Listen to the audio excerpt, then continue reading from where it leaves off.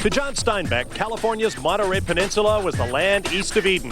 To race fans everywhere, even if they haven't read the works of America's great novelist, it is a little slice of heaven. Home to one of the world's great racing circuits, Mazda Raceway Laguna Seca, playing host this weekend to the world's fastest open-wheeled race cars. Let's review. Last week, Milwaukee played host to round 4 of the Kart FedEx Championship Series, where Adrian Fernandez claimed his second pole of the season on the legendary Milwaukee Mile. But at the start of the race, Fernandez was smoked by outside front row starter Paul Tracy, who dominated the Miller Lite 250. Among those who fell aside, former points leader Cristiano D'Amata. Tony Kanaan went up in smoke, leaving one of the fastest drivers in the series looking for his first finish of 2002.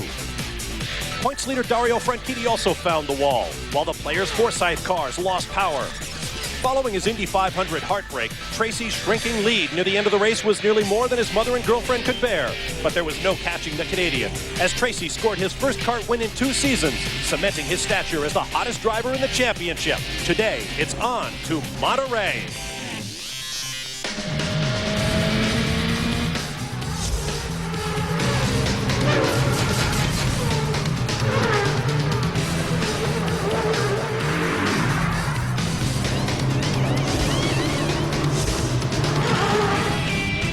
After 2 races on oval tracks, the Kart FedEx Championship Series is back on the road courses. That means 2 rounds of qualifying, 2 championship bonus points, and 2 guaranteed front row spots. Championship auto racing teams and Speed Channel welcome you to round 5 of the Kart FedEx Championship Series, the Bridgestone Grand Prix of Monterey, presented by Mazda.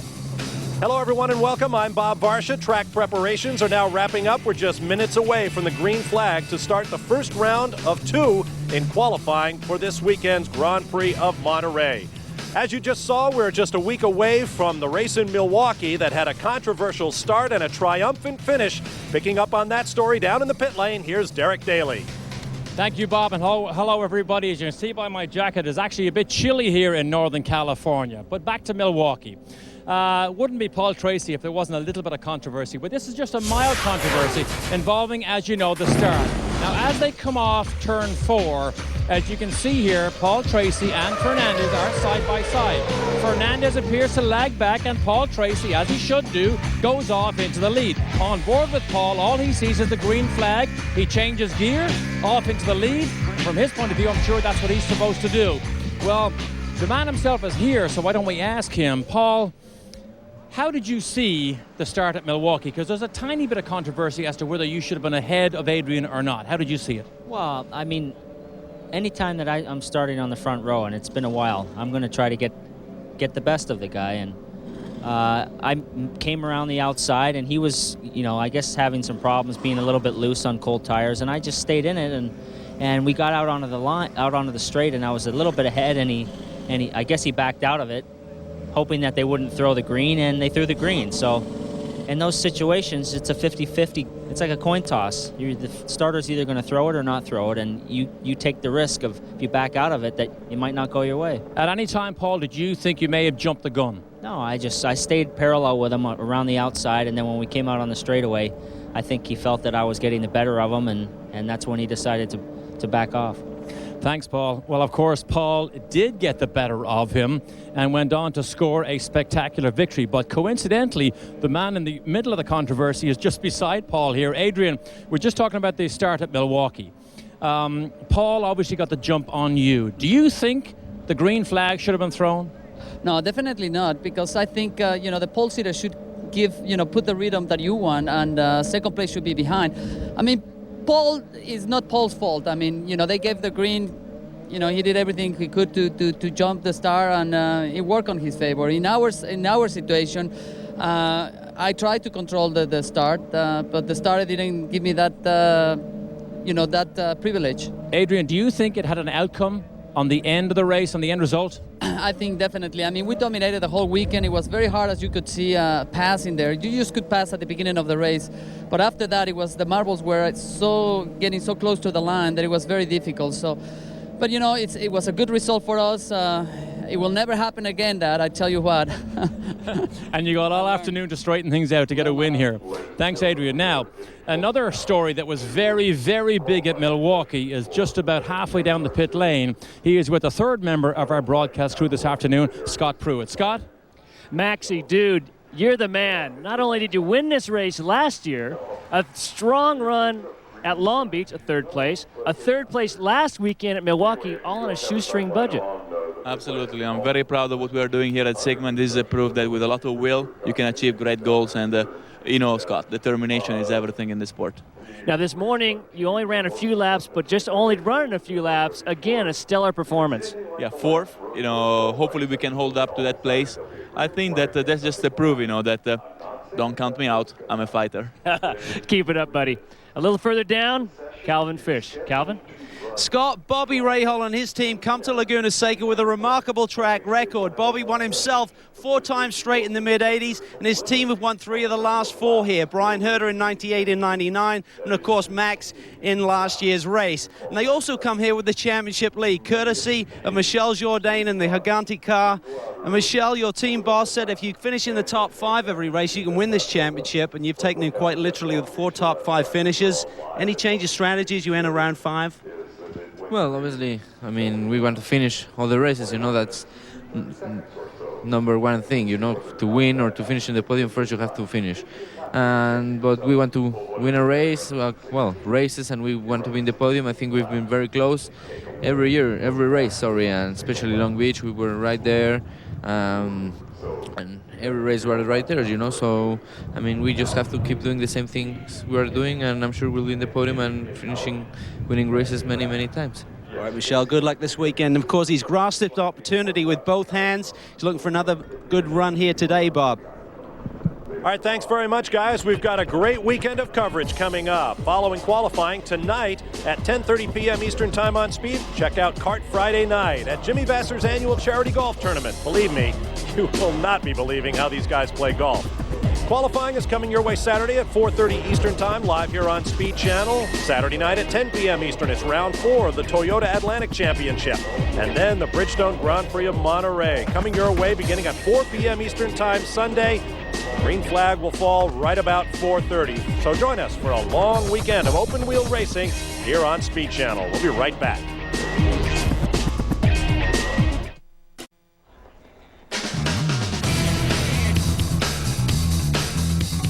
Is brought to you by Mazda. There's a soul of a sports car in everything we make.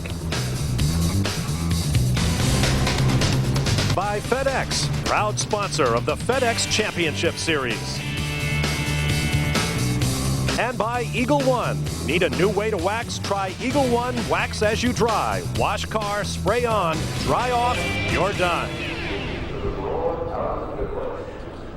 Welcome back to We're at Mazda Raceway, Laguna Seca. I'm Bob Varsha, along with TK, Tommy Kendall.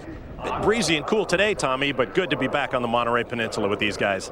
Yeah, it really is. We didn't need the jackets in Milwaukee, but being a California boy, I'm happy to be back in California. But there's one person even more excited to be back in California, and that is Cristiano D'Amata. At Milwaukee, we were wondering if the Jekyll and Hyde act would continue between the road courses and ovals. Well, Dr. Jekyll is back in the number 6 car. Cristiano D'Amata, 1.1 seconds faster than the field here, so he is revved up and back on track, at least while we're on the road courses. Let's take a look at the morning practice speeds. It was a 90-minute session topped by the man who was quickest by a half second when the cars hit the track at Sneak Preview back in February. Cristiano D'Amata, more than a second clear of the second quickest man around, Tony Kanaan. 6 different mechanical combinations in the top 9 positions as you look at 1st through 10th place. And in 10th place, our new points leader for the first time in his 6+ years in the Kart FedEx Championship Series, Michel Jourdain Jr.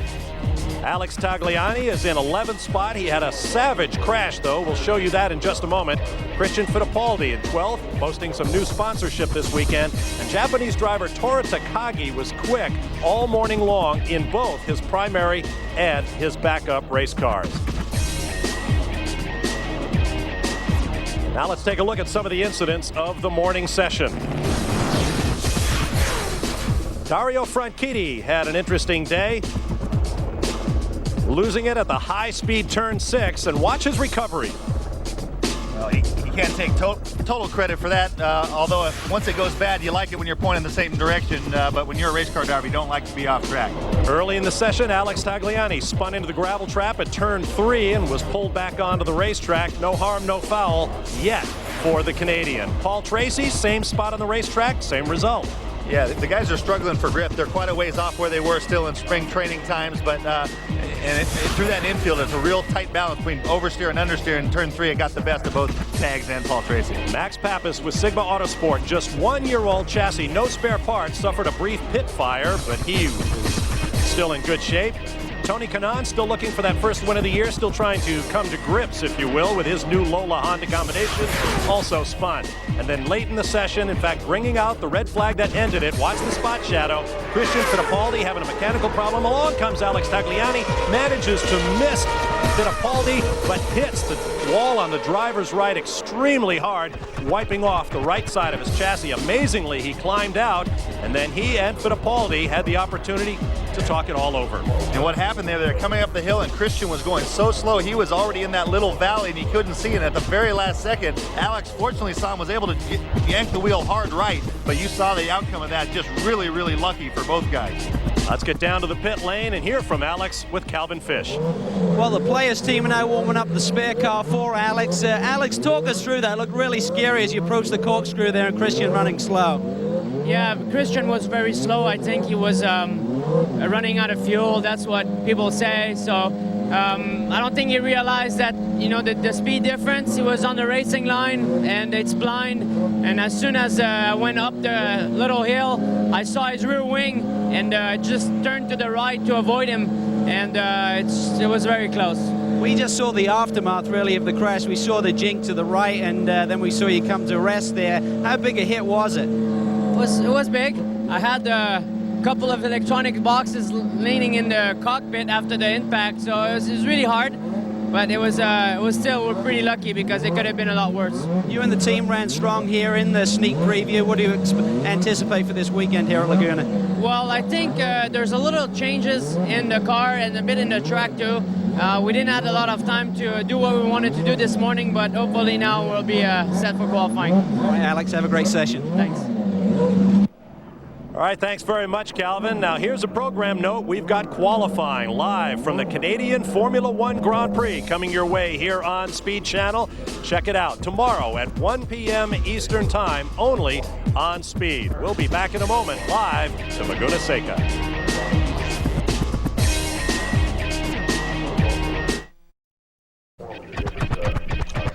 Welcome back to Mazda Raceway, Laguna Seca, side of the Bridgestone Grand Prix, presented by Mazda.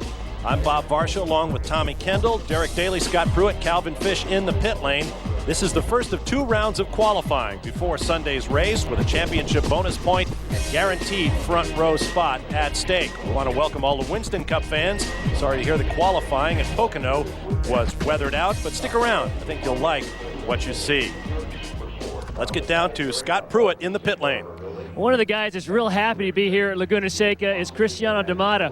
You come here after running terrific on the road courses, but even at Milwaukee, it looks like you made quite an improvement with your oval setup. Yeah, I'm pretty happy with the performance of our car on the ovals. Still a little bit of a way to go, but we're definitely a lot better than we were in Japan. Just have to fix we had the mechanical problem in the race, nothing to do with performance. We're a lot happier on the road course now. Now this morning, quickest in practice by a lot. How do things look for qualifying? How are you going to play using those 15 laps? Well, because I had such a gap in the morning, I don't have to risk and wait to the very last minute. And maybe you know how is this track. It's a lot of red flags towards the end of the session, so I don't want to be caught on that. So I'd probably rather go out earlier than later. Best of luck. Let's go down to Calvin. Calvin? Oh, I'm sorry. Yes, and I'm almost afraid to get anywhere near Tony Kanaan. Tony, put that lethal weapon down, please. The only way I can get an interview without any results, I need to shoot you to come here. Exactly. But Tony, a little bit serious for a second. You have no testing in the new Lola. You come here this morning, you're second fastest. I mean, even for you, that's not bad.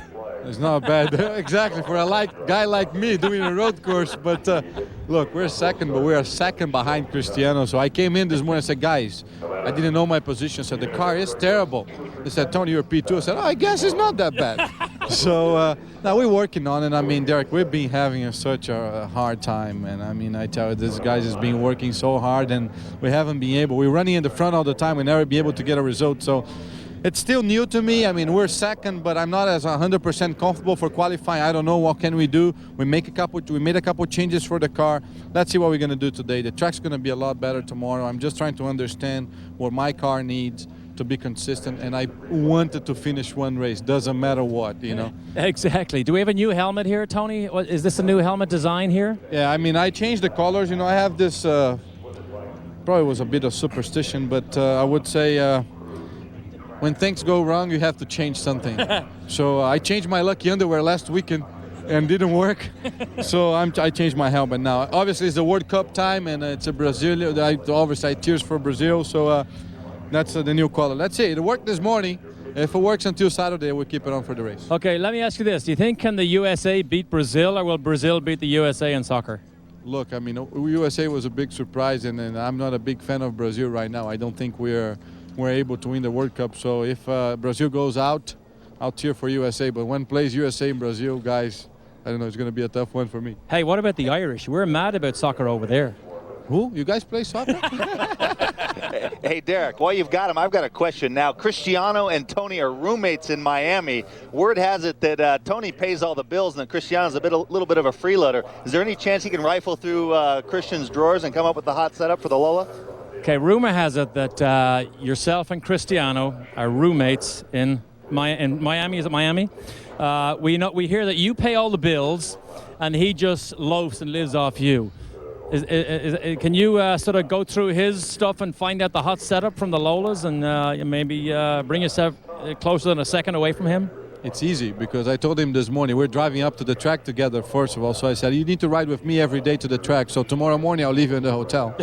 And second of all, when you go back home, you don't have a home. So you better give me some tips here. Otherwise, if you guys are going to talk to him, he's going to say he pays all the bills, but he's such a liar, you know. Yes. I mean, but I'll try to get some stuff from him tonight for sure.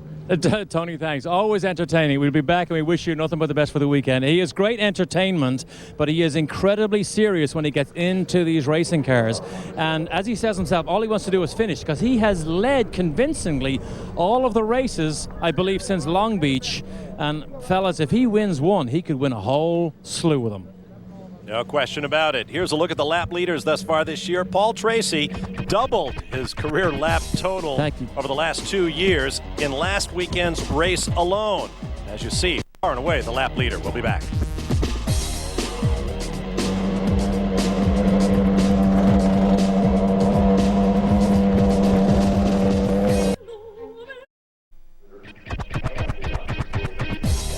Welcome back.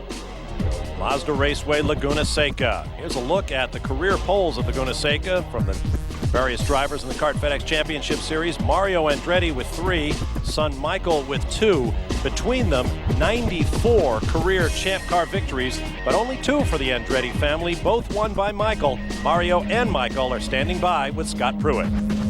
Obviously, some of the biggest names in kart history standing right here in front of me. Michael, you come here, and even though you guys did a lot of testing, you didn't get much testing at all, or any, on the road course with the Lola. How's that affected you here?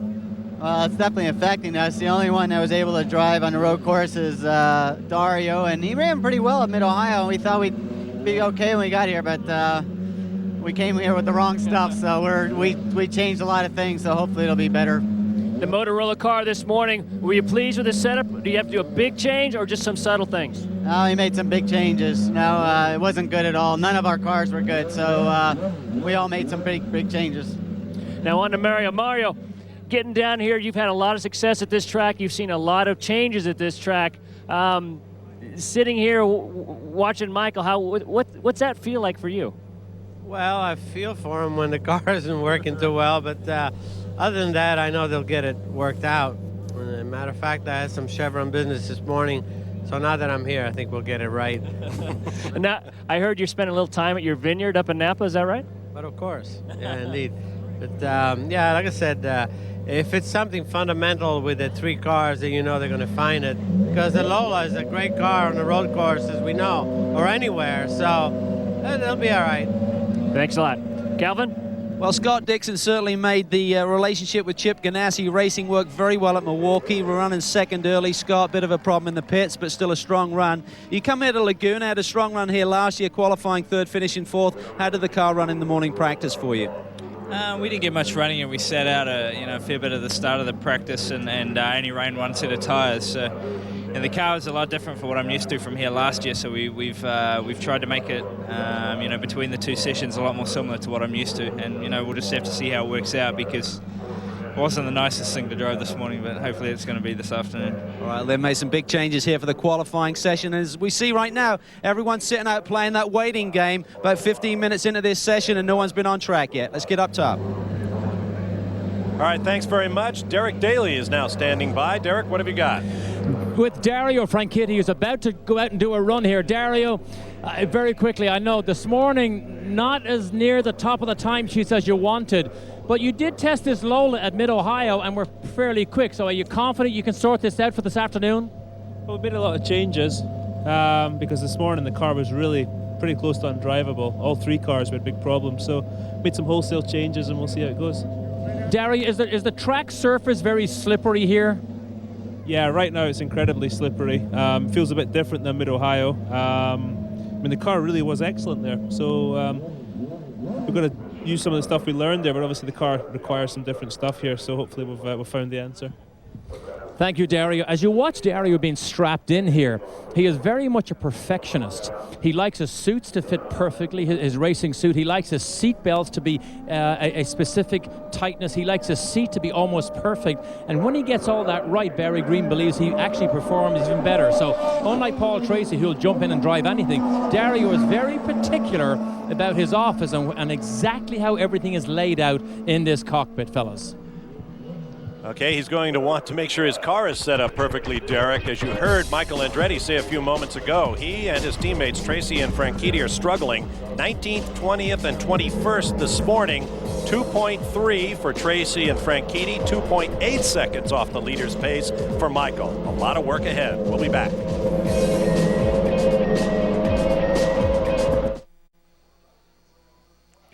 Welcome back to Mazda Raceway Laguna Seca. Bob Varsha along with Tommy Kendall, Derek Daly, Calvin Fish, and Scott Pruitt with you.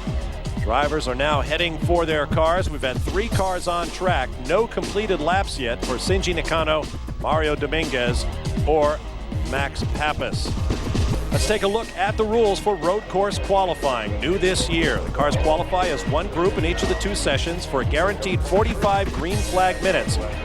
15 green flag laps per driver, no more. Fast time in each of the 2 qualifying sessions earns 1 bonus point. 2 front row spots are locked in. 1 today, 1 tomorrow, no matter how much faster the pole sitter goes. Today's provisional pole sitter will be on the front row for Sunday's race. Fastest time of both sessions wins pole. If you cause a red flag, you lose your fast lap. And if you go 1 lap beyond those allotted 15 timed laps, you also lose a fast lap. Here are the weather conditions. A hazy day in Northern California and a big spread in temperature between the ambient, 62, cooled by that breeze, and the track temperature right up around 114 degrees. The forecast, good, good, good. And as if there wasn't enough at stake in qualifying, in addition to the front row spot, in addition to the 1 point, as qualifying or track position becomes more and more important, the pit lane selection for the subsequent round is determined by qualifying. So qualifying at Milwaukee determined pit choice, which is why Fernandez and Tracy are pitted next to each other. And the way these races are shaping up in the pits, an extra half a second, guys getting to the line a little bit quicker. They'll take things into consideration like accelerating on the uphill portion of the pit lane when trying to choose the best spot. It used to always be you wanted to be near the exit. At Long Beach, we saw there's another consideration. Cristiano D'Amata came in with enough for the lead. He was coming out when other people came in, so they factor that into their decision. So that is something that they're also competing for in qualifying today and tomorrow. Watching Mad Max Pappas with the Sigma Autosport team, who just came plunging down the corkscrew turn, the world-famous corkscrew, 16 stories from the very top to the bottom. And now through turn 1, headed for turn 2, The provisional pole sitter with a lap at 1 minute 11.737 seconds, 112.310 miles per hour is Max Pappas. Back to the top of the corkscrew, this is Dario Franchitti. First laps for the Scot. Mario Dominguez currently second, 3 laps of his allotted 15 in the books. Now here's our visor view camera. Down the corkscrew we go with Paul Tracy. Right into the teeth of the wind at that point. Yeah, right when you come out from under the bridge in turn 9, the wind hits you full bore, and what usually happens in that situation, it hits the front first, and so it tends to, it gives you an increase in overall downforce when you nose into the wind. It usually pins the front fractionally before it pins the rear. So I don't expect it to be a problem, but that if there's a place where they're feeling it, that would probably be it. Ready hairpin, headed toward turn 3. The wall on the driver's right was moved back about 3 feet at that corner. Under the Bridgestone Bridge. Turn 4. Now the corners get increasingly quick.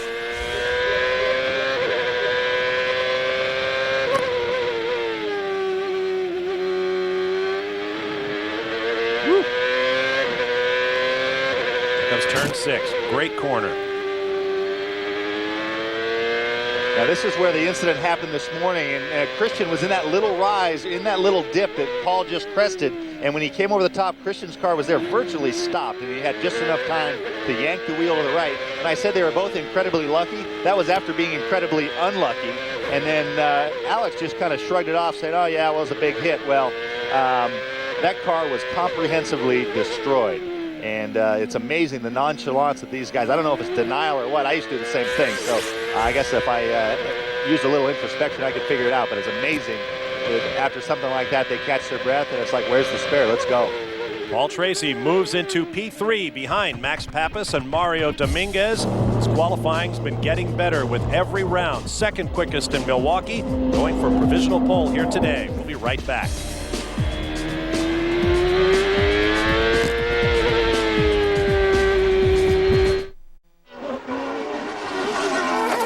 Welcome back to Mazda Raceway Laguna Seca.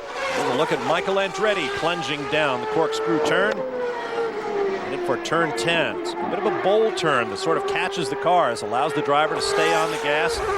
Now the run up to the pit complex being renovated here at Mazda Raceway Laguna Seca.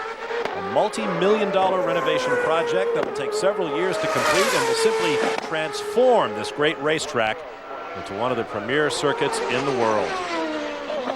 Now we have a new wrinkle in our qualifying coverage, our AT&T track map. Tommy, explain, please. Well, this is tied to our split timing system, but also just to orient everybody, right here is where start-finish line is. So this is the direction, this is the corkscrew up here. And so what's going to happen here is as the drivers go through the various splits, we're going to be able to give a time relative to the current pole sitter on whether their split puts them ahead or behind that car. So it's something that when we have a lot more information than we're privy to on the monitors, but to give everybody at home a chance, kind of like in a ski run, where if it flashes green, that will mean he is ahead of the pole sitter's pace. If it's red, it'll be behind, and the plus or minus gap will tell you by exactly how much. Positions across the top of your screen, but we've just had an adjustment. Adrian Fernandez on his 5th lap of his 15 allotted goes to the top of the charts at 1 minute 11.3 seconds. 112.999 miles an hour, and that is a big improvement over his best time in the morning by a total of 0.2 of a second. Michael Andretti heads for the pit lane. There is Adrian Fernandez, pole sitter a week ago on the Milwaukee Mile, but then victimized in his view at the start of the race. Interesting to see what happens the next time. Well, I think he told us what's going to happen. He's now, you want my 2 cents worth on that? Okay, yeah, here sure, you go. Go ahead. Well, what Adrian did is kind of the equivalent of trying to draw the charge in basketball. And so when he saw that Paul had the jump and wasn't going to get out of it, at that point, there's no way he can get the jump back. His only choice, not his only choice, but the choice he made was at that point was to make it look even more obvious. Well, that more than backfired. He was the equivalent of sitting in the lane on the ground while his guy was going to the basket. And so it put him back to 5th, and we saw he spent the whole race trying to get back up there. So I don't think you'll see that happen anymore. What the message that sends to the drivers is, you better just gas it and get out there as quick as you can. And if they wave it off, they wave it off. But don't be caught sleeping. New provisional pole sitter as Tony Kanaan goes to the top of the charts on his 3rd lap at 1 minute 11.165 seconds, 113.2 miles an hour. First man in the 113 zone. Here's Scott Pruitt. Derek Walker, you guys had a great run this morning. How are things going so far? A couple of changes in the car. Obviously, it's a little cool here, so we're waiting to see how well we've made the changes, see what kind of effect. But I think we should be okay. You guys have had, actually most every race you guys have had this year been terrific. Some unfortunate luck at Milwaukee last week, but Toro's been doing a terrific job. Yeah, well, the team stayed together. It's a second year. It's all beginning to get working together. And of course, Toyota has stepped up the game, so we've got some great motors. So hopefully we'll get a win this year. Best of luck. Bob? All right, thanks very much, Scott.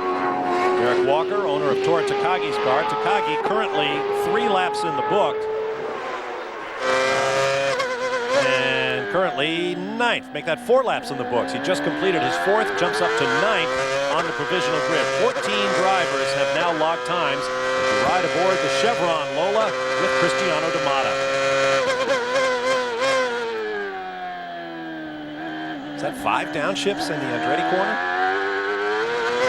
They run the 7-speed gearbox now, so that could very well be that. I wasn't counting it. We'll be looking for his split at the first intermediate, right-hand side of our AT&T track map.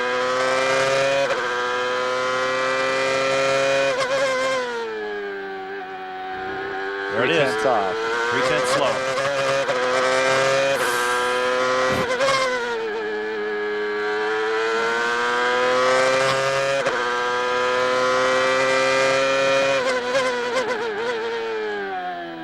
Pulled back about 500, so going up the hill through 6 and up the hill.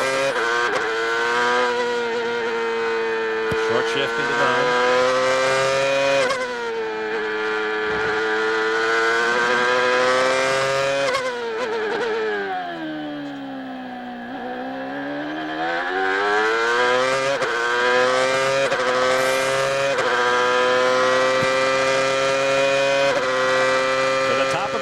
Goes Cristiano D'Amata, bumping, and we need to point this out, Townsend Bell, who knows this track very, very well. Bell very much on the hot seat after crashing out of his first 4 starts for Patrick Racing. But Cristiano D'Amata not only bumped Bell, who is now 3rd, he also bumped Tony Kanaan, who at the same instant practically had bumped Bell, then D'Amata bumped Kanaan.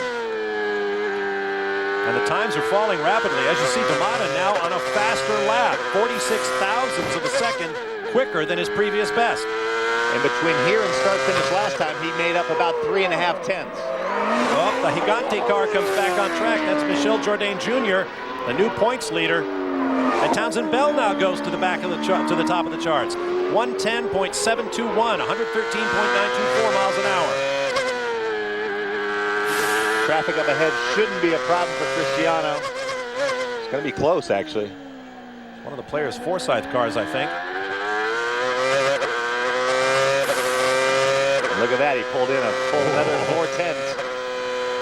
D'Amata again bumps Bell. 1 minute 10.240 seconds, 114.704 miles per hour. Paul Tracy has logged the most laps of any driver thus far with 7. Everyone else 5 or 6 laps. Bruno Junqueira has logged just 1.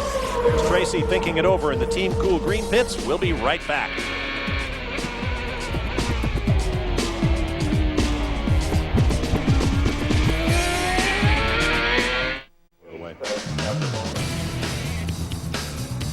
Today's live Speed Channel coverage is brought to you by AT&T Long Distance. Let your long distance be unlimited. And by Mazda. There's a soul of a sports car in everything we make.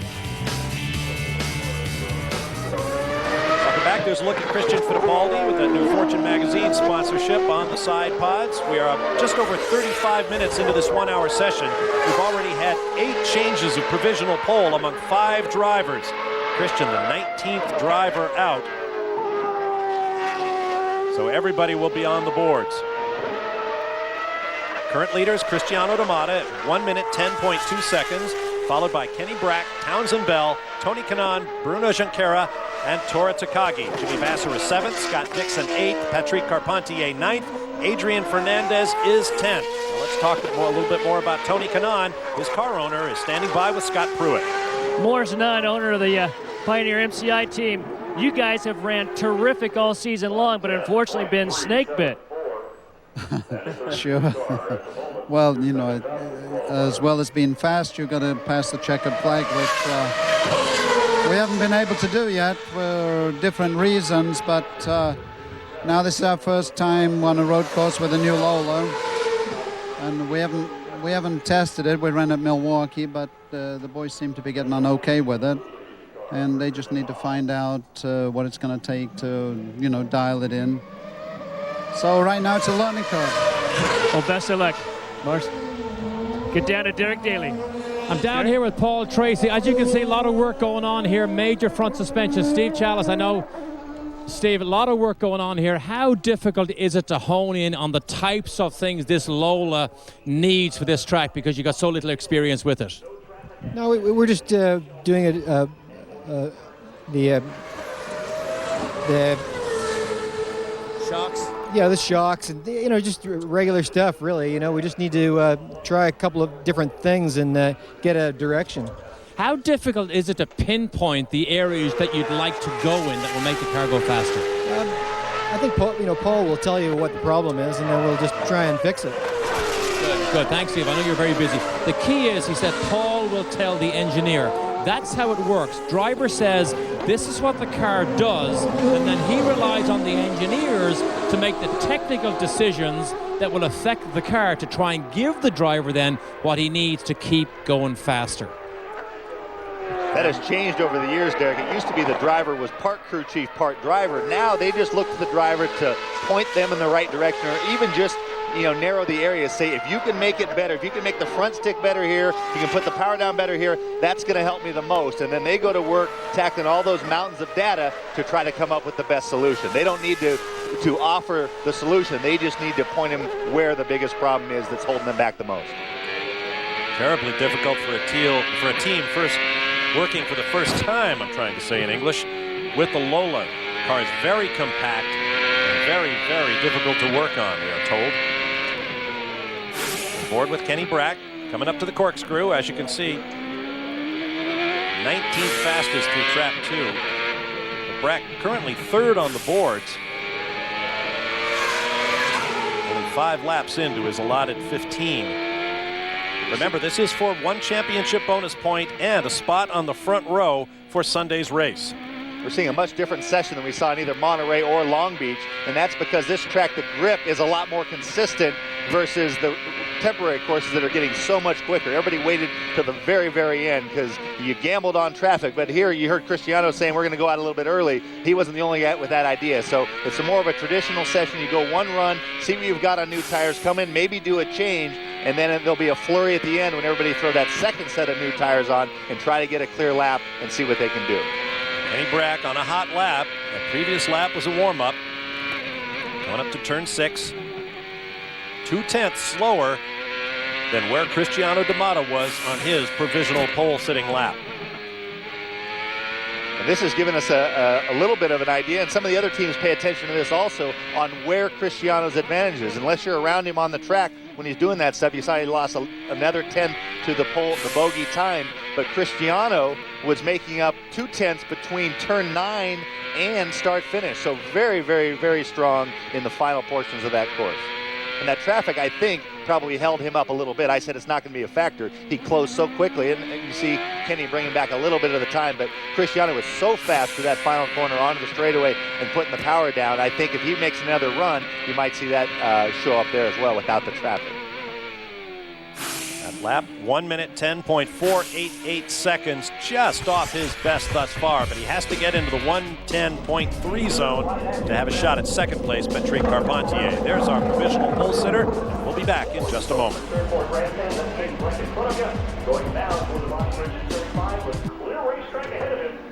Still in.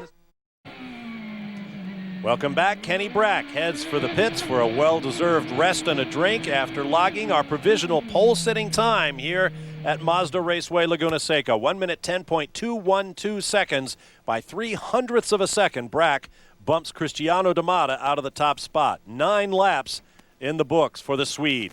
He becomes the 6th driver to top the time charts thus far, with a little over 17 minutes to go in the session. In third place is Patrick Carpentier. Let's go to Calvin Fish in the Players Forsyth pits. Well, I'm here with the team manager, Neil Mickelwright. First of all, at Milwaukee, I understand both cars went out with a similar problem. What was that?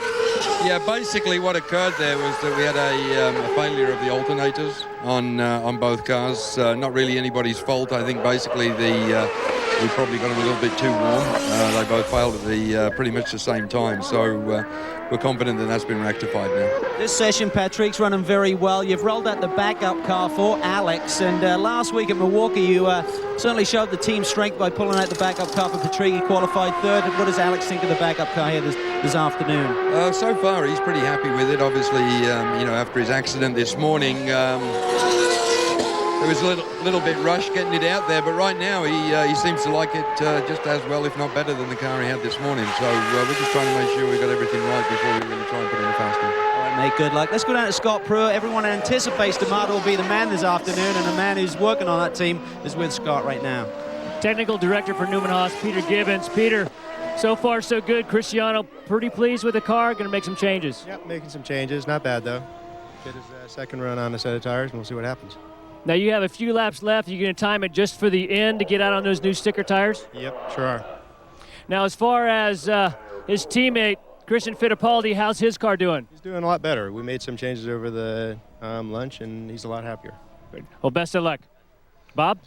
All right, thanks very much, gentlemen. Interesting that Cristiano D'Amata, despite all his speed on the road courses, still has no poles in the Kart FedEx Championship Series. You ride now with Dario Franchitti, currently shown buried back in 17th. You can tell this is he's not really up to speed yet. Trying to get a little bit of heat in the tires. This looks like this is his second run on his first set of tires. So they made a little bit of a change, try to get a feel for it, and then get back out there on the quick ones. That's what's notable about what Kenny Brack just did. His time where he bumped Cristiano came on a second run on the first set of tires. So they made a change to the car. Not only was it better, it was more than enough to offset any sort of fall off from that initial spike that the tires might have had. So as he came in, they were laying out his second set. So expect he and Cristiano to have a little bit of a duel here. Hot lap coming up. Let's ride along with Dario Franchitti. Still not fully up to speed. You can hear that his shifts are not quite as quick, not really taking it in here. It's just trying to build some temperature slowly in the tires, get a feel for whatever change they made, and you can tell he's a little bit too relaxed to be on a fast one. One of only 3 cars on track right now, so we'll have clean racetrack. Tony Kanaan and rookie Mario Dominguez are on track with Dario Franchitti.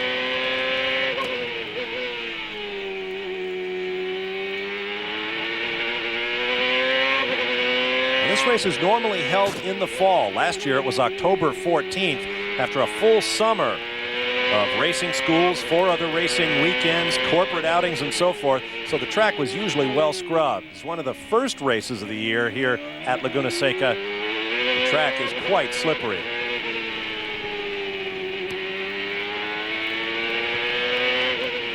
To Calvin Fish in the pit lane.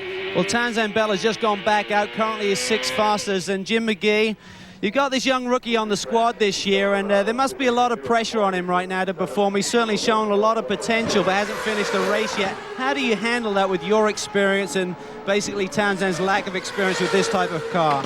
Well, I think you got to just give him the confidence. We're behind him. We had a bad race at Milwaukee, but that was Milwaukee. Milwaukee is an awful frustrating place to be, but previous to that, he's had good qualifying, and he's just got to learn patience. And, the Visteon car is running great. He's real happy with the performance of the car. So, you know, we're here to back him, give him confidence, and he's doing a good job. How is he handling it personally? Do you notice a frustration factor creeping in here as we end around 5? Well, I don't know if it's frustration, but, you know, the way the schedule's been, the first 4 races had a big lapse in between them, and you kind of get in a rhythm in the middle of the season, and I think that's another thing that'll help him as we go forward. Some big changes I noticed at the end of that practice session this morning. You seem to be making progress with the setup. Yeah, the car's, it's a good car. You know, and like I said, our Vistion guys are doing a great job. You know, we got a good engineering group. We got a great team, and Townsend, he's doing a good job, and we just got to hang in there and stand behind him. All right, mate. Good luck this weekend. Thank you. All right, Townsend Bell on his way. By the way, Dario Franchitti's lap, you were right, TK. He wasn't quite up to speed. A 1:13.9. He remains in 17th place. Chip Ganassi, 3 cars out there for him this weekend. We'll be right back.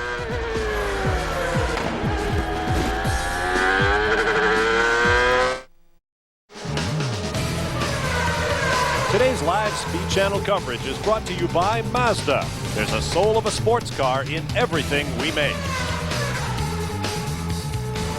Welcome back to Mazda Raceway, Laguna Seca. Bob Varsha, Tommy Kendall, Derek Daly, Scott Pruitt, and Calvin Fish with you, and lots of cars on track.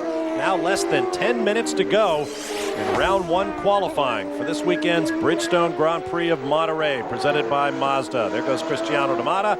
Let's get to Scott Pruitt. Team Cool Green owner Barry Green, he had a terrific race last week with Paul Tracy winning. Unfortunately here he seemed to be struggling a bit. What seems to be the biggest problem? Well, we are a little bit out of lunch, Scott. We've got 3 unhappy drivers right now with Michael down there at Team Motorola. But, you know, we knew it'd be a tough weekend. It's a tough little racetrack, and we certainly don't have the setup, at least for today. But we'll see what we can do tomorrow. Guys are just complaining of lack of grip, and, you know, they're just in a situation like that, the driver just overdrives the car, trying to get the best out of it. And, you know, we need to sit down, look at our data, and see if we can guess a little bit better for tomorrow. Now, has Paul done any running on road courses with the Lola yet? No, this is his first outing. In fact, Michael's first outing in this Lola. We went to Mid-Ohio with Michael, but we got rained out, so he didn't get to run. So, but we're a little confused because we did have a good test with Dario at Mid-Ohio, a very good test, you know, and we come here and we're completely out to lunch. So. He just spun. Paul just spun coming on the front straight. Their problems continue. Let's go a little further down with Derek and Chip Ganassi. Derek? With Chip here, who's watching his 3 drivers. Chip, you have the whole world covered here. South America with Junqueira, New Zealand with Scott Dixon, and of course Europe with Kenny Brack. With such diverse cultures, do they all go about their business, Chip, in a completely different way, do you find? Actually not, Derek. You know, the engineers run the cars on the weekends, and those 3 have been with our team for each of them for over 5 years, so they know how to run things, and that's who's running things right now. Kenny Brack, let's face it, was brought in to try and win the championship. Struggled a little bit, but do you feel or do you sense that he's still on track to maybe bring you that 5th championship? Unquestionably. I mean, you know, he's been the bearer of some bad luck, you know, or the brunt of bad luck, I should say, the first couple races. We're not that far into the season as far as we're concerned. The championship is still wide open. With the amount of travel you do, are you going to stay here for the full weekend? I'm here for the full weekend, but it's back to NASCAR next weekend for me. Thank you, Chip. All right, thanks, Derek. You see the time remaining less than 7 minutes, 15 seconds, and you also saw why Paul Tracy is so much fun to watch.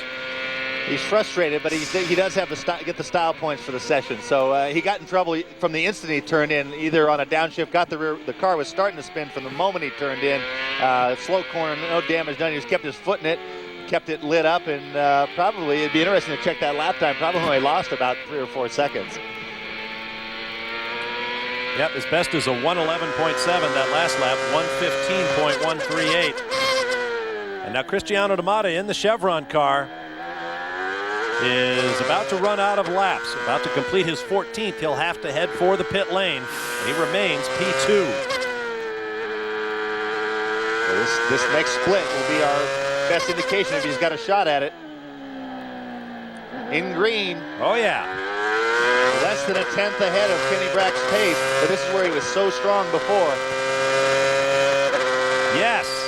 To the top of the speed charts, Cristiano D'Amato, 1 minute 10.1 seconds, 114.928 miles per hour. Kenny Brack still has a few bullets in the gun. He's got 3 hot laps left to try to knock D'Amato off the top spot. And that 15 laps is kind of a tease as far as I'm concerned. This lap showing you P1. Now that's a very important transmission because, like I said, it's a tease because really you only get 14 laps. You have to use the 15th to get to pit lane. In case you recall, this is normally the Texaco Haviland car. Texaco and Chevron are now a corporate entity. So in the West Coast events, it runs in Chevron livery. Elsewhere, in the Haviland colors.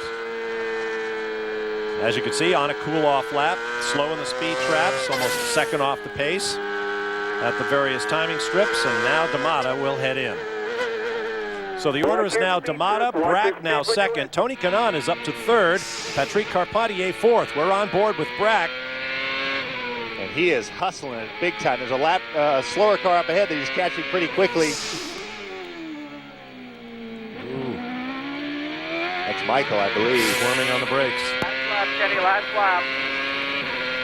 I don't think that's correct. That put him to P1. Yep. And he has one more lap, I believe, to run. It's not going to be. That's going to have to be it because Michael's in the way. So his last lap is going to be scrubbed. So everybody else will have a shot at it. There's only, let's see, who else has laps? We got Carpentier with laps, Junqueira with laps, Fittipaldi with laps. So it's going to have to come from one of those 3 guys, I believe. So here's an example where Brack basically lost his last 2 laps. He was going to have to come in on 15 anyway, and now 14 is toast. He may as well come in at the end of this one. Yeah, exactly.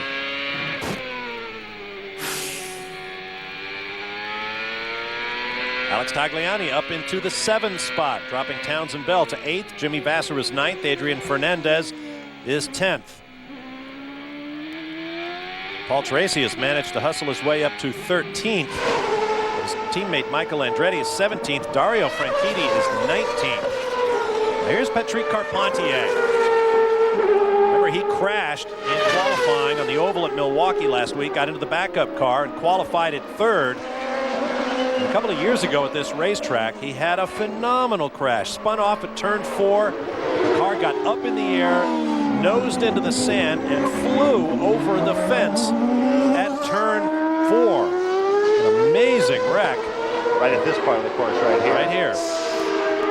Now he's obviously not on it either. Tora Takagi went way out of his way to try to make sure he didn't hold Patrick up. Patrick was not on a flyer. So there's 3 minutes to go. This is interesting where we're at the end of the session and everybody virtually is out of laps except for a few guys. At Long Beach, everybody was on the track running all over each other and couldn't find a clear lap. So just when you think you know the right plan, everybody says, well, I'm going to get out early so I can have a clear shot. Well, now the track's clear here with 3 to go. I think there's going to only be 2 or 3 cars on course.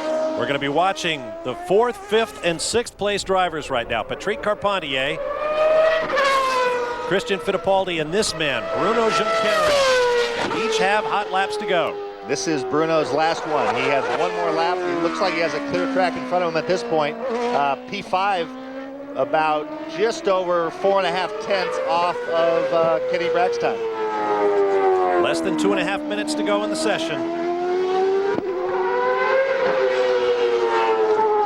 Michael Andretti, 17th.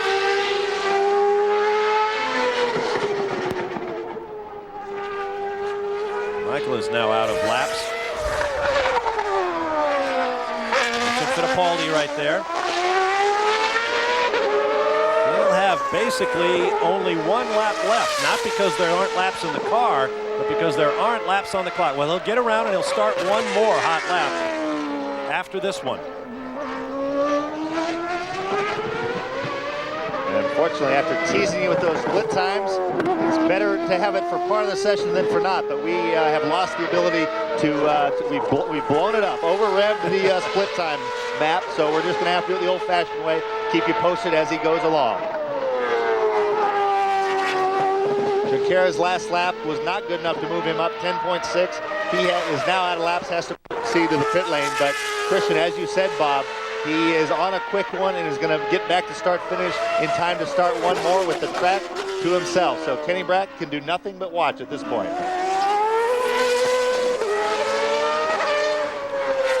Carpentier has gone around at 1 minute 10.218. Still P3. In fact, he's moved up to P3. He has bumped Tony Kanaan, excuse me. And now this is this is his last flyer, so he was digging for everything he could. Already had P3 sealed, more or less, with the exception of maybe Fittipaldi. Fittipaldi gets up to P5, moves up one spot.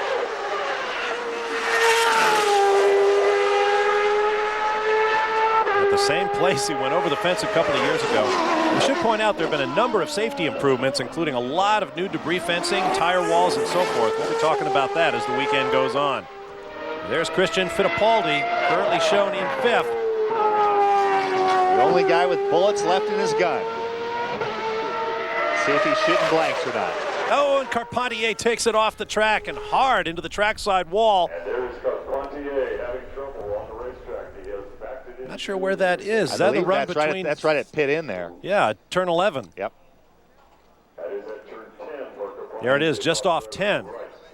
So you can see to the right of your screen where his tire tracks came across. Session is over, right on time.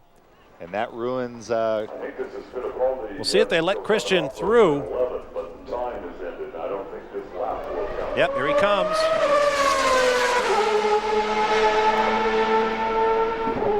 But he does not... his time, but not his position. Exactly. The last thing a driver wants to hear. You were quicker, but it didn't matter. You are 5th. There's his car owner, Carl Haas. He, too, probably glad to get off the ovals where the team has struggled so much and come to the road courses. So the only session in the last 5 at Laguna Seca that Cristiano D'Amata has not been the fastest, the one that counted. Let's have another look at what happened to Patrick Carpentier.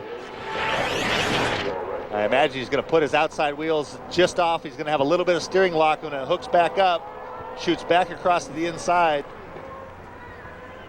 Now, you mentioned that earlier. When you dive into that corner, there is so much banking that catches the car, but then it flattens out at the exit. And right as it flattens out, you see the back end get away from him. When in doubt, both feet out, clutch and brakes. Tried to lock him up, but couldn't get the car stopped before he kissed the concrete. Patrick Carpentier and his teammate Alex Tagliani have kept the mechanics at Players Forsyth Racing jumping this weekend. Here's your pole man. We'll be back.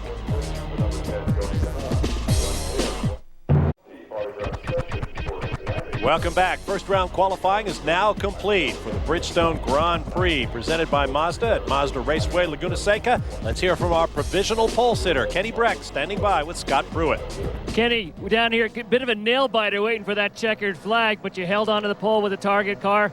How was it out there? Yeah, it was pretty good. The Target car was very good today, and I got to say thanks to my engineers and to my crew. They've done a fantastic job all season, and we've been waiting for a long time for this, you know, and it feels great to finally be on top of the charts. Now, so far, so good. Any changes for tomorrow? We know the track's probably going to get a little bit quicker, a little bit more grip out of it. What kind of changes are you going to make? Do you know yet? No, we don't know. We got to go back and look at all the data, but I think that for sure the track's going to pick up grip, and that's the hard part with this type of racing. Everybody's so close, and if the track changes a little bit, you got to follow with the settings and everything, and sometimes you hit on it, and sometimes you miss a little bit. It's very tough. Well, best of luck. Derek? Cristiano, I know in debriefs here with your engineer, pretty close, but not quite enough. Well, it's 400 of a second. Yeah, it's not a lot of time, but Friday qualifying is very likely the track's going to be better tomorrow. Everybody's going to improve the time. So our target really was to try to put it on pole today, so we guarantee our spot in the front row for tomorrow. And it was close, but we couldn't do it. So we'll try the pole again tomorrow. Long Beach, I was first on the first day and second on the second day. See if I reverse that. And I know you started second 5 times already, but technically, is there something in particular that you want to change about this car to make it faster for tomorrow? Well, driving the car has many problems. I think the track has a lot less grip than we had when we were here in spring training. So every little problem we had is feels a lot bigger. So we have a lot of work to do, and we definitely have to fix a lot of mid-corner understeer, and we have to fix a lot of power down too. Good. Okay, Cristiano, best of luck tomorrow. Mid-corner understeer and then oversteer. So he's got quite a few problems despite the fact that he's currently on the front row. Bob? I guess. Well, aside from that, how did you like your qualifying? Kind of classic no grip, you know, understeer in, and then when you get on the gas, the back end doesn't stick. Now you see Patrick Carpentier remains in third place. Recall the checkered flag came out to end the session, not the red flag. So as a result, Carpentier does not lose his best lap. Otherwise, his second best lap would have cost him 2 spots on the grid. Lots more to come live from Mazda Raceway Laguna Seca. Stand by. We'll be right back here on Speed.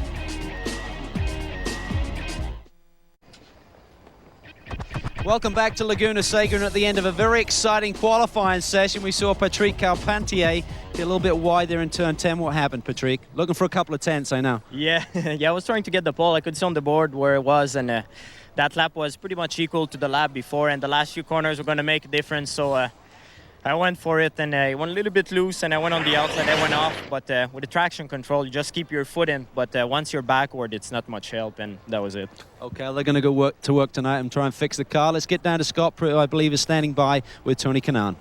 Tony, you come here for the first time with a Lola on a Pioneer car. How hard is that? And what a terrific job you did to run third. I think it was my guys, you know, I would say my engineer and my guys putting the car together. We're coming, I mean, we don't have enough results, but we're coming with very good momentum. I mean, we've been strong every weekend, and I'm glad, I'm pleased. I need to say thanks to them because they've been working so hard, and the car was working well. I just did what I was supposed to. We're talking about the wind today, extremely windy. Do you notice that? Does it affect you at all, the car, the way it handles? No, not at all. Not in a road course. I think you can feel it, the wind on your helmet down on the straightaway, but I don't think it affects at all the balance of the car. Not at all. But we'll keep our fingers crossed for you tomorrow. Best of luck. Derek? Thanks, Scott. Here with Christian Fittipaldi. I know you had a long chat with Craig Hansen, your engineer, but you're fairly happy, Christian, with fifth place today? Yeah, I'm fairly happy because we're only like 2 tenths and a half, I think 3 tenths from the pole, which around this place is barely nothing. You can really pick up very quickly 3 tenths, but also lose it. But we know what we think we have to do for tomorrow, and I'm still pretty confident for tomorrow. And I think we have a good shot at trying the pole. If we don't go for the pole, then top 3 wouldn't be bad. Christian, on your last lap, Carpentier crashed. Did that cost you any time? Because it happened pretty much 2 corners in front of you. Yeah, pretty much 2 corners in front of me. I was coming down the hill. I saw the yellow flag, but at the same time, I was on the second to the last corner. I knew it was my last lap. I went in with one eye on the apex and the other eye to sort of check it out to see if there wasn't any cars right in the middle of the road, and I was clear. I saw Pat lying right next to the wall, but it was okay. The marshals did a good job this afternoon, and I knew that there was something there, but Patrick was completely out of the way. Good. Thank you, Christian. Good luck tomorrow. Thank you. Fellas? All right, thanks very much, guys. Lots of debriefing to come, and then we'll get set to do it all again tomorrow with another championship point and another spot on the front row for Sunday's race at stake. Here's a look at the top 10, topped by Kenny Brack, his 7th career pole, topping his best 0-2 start, 4th at Long Beach and Motegi, Japan. We'll be back.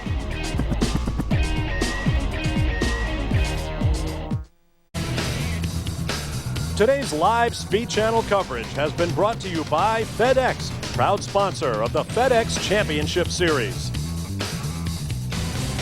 And by Mazda. There's a soul of a sports car in everything we make. Post-qualifying activities continue here at Mazda Raceway Laguna Seca. First round qualifying is now complete. Once again, down in the pit lane, here's Calvin Fish. Well, the players' team certainly had Pat with a good spot, and Tagliani responded from the moment this morning, let's call it, 7th fastest. How is the car? Car is good. The team, the guys did a fantastic job. I mean, the car is definitely fast enough and has a potential now that if we work a little bit, I think we can be in the top 3, and that's good for tomorrow. New sponsor's name, Saputo. We see it on the helmet and on the car. What is that all about, Tag? Well, that's pretty good because this sponsorship is going to help me, and a little bit of the sponsorship will go back into the karting for some kids, and it's good because I want to give back to the guys at the bottom of the steps. All right, mate. Congratulations. Let's get down to Derek Daly. With Adrian Fernandez, 2 poles already this year, a second off, though, as you stand right now. Can you find that second tomorrow? Well, there, 1 second here, if you think about it, is not too much because you have so many corners. It's a lot if it's a track that you don't have that many corners. But I think we will. We have some problems with the drive shaft and some complication that we couldn't keep a nice rhythm. But I think for tomorrow we're looking good. Good. Thank you, Adrian. Let's go down to Scott Pruitt. I'm here with points leader Michel Jourdain. I know a little frustrating today, but how sweet is it to be on top of the charts right now? Yeah, it's very good to be leading the championship, you know. It really doesn't matter, you know. In the championship, it matters who wins it at the end. It's like a race. You can lead all the last one, and you don't win the race. So, I mean, but we're doing good. It's better to be in the front than in the back, and we're getting good points. We just have to keep doing the same all year. Well, keep up the good work. Bob? All right, thanks very much, gentlemen. Here's a look at the points. For top 8, a point goes to Kenny Brack, but that does not affect top runners in the championship, although you can be sure he's glad to have it. Michel Jourdain Jr. remains the point leader for the first time in his 6+ seasons in the Kart FedEx Championship Series. Dario Franchitti starts at the back of the pack. Things not looking good for the Flying Scot. Max Pappas running in third, tied with Paul Tracy, although Paul has a victory, so that gives him the position in the standings. Well, Tommy, at the beginning of the season, we talked about KART's new road course qualifying rules. Having 2 rounds of qualifying with a championship point at stake and limited laps keeps the action going on the racetrack. Well, the track position portion of it is more important, I think. We saw last year here it was a fuel economy race, but track position very important here at Laguna Seca. It's interesting. Cristiano Damata 1.1 seconds quicker, but could not get the job done when it counted. I think he relaxed just a hair, saying we got a 1.1 to play with, but they need to come with their A game tomorrow, or they're not guaranteed a spot in the front row like Kenny Brack. He can decide, do we go for it, or do we work on our race setup? That's right. We'll do it all again tomorrow with a championship point and a front row spot at stake. And no matter how fast the pole sitter goes, Kenny Brack will be on the front row for Sunday's race. Here's a look at our schedule throughout the weekend. Don't forget, Kart Friday night coming up tonight at 10:30 p.m. Eastern Time from Jimmy Vassar's charity golf tournament. Then Kart qualifying again tomorrow, a 1-hour session for pole live beginning at 4:30 Eastern Time on Speed, followed by the Toyota Atlantic Championship round 4 at 10 p.m. Eastern Time tomorrow night. And then it is race day for the Bridgestone Grand Prix of Monterey. Live on Speed Channel, the pre-race coverage begins at 4 p.m. Eastern Time. Our race coverage at 4:30. A beautiful but very windy day here at Mazda Raceway Laguna Seca. We expect more beautiful conditions tomorrow. We hope you'll be with us throughout the weekend. Who will sit on pole position for the Bridgestone Grand Prix presented by Mazda? Join us tomorrow and find out. Until then, I'm Bob Varsha. For Tommy Kendall, Scott Pruitt, Derek Daly, and Calvin Fish, we'll see you tomorrow. So long for now from the beautiful Monterey Peninsula in California.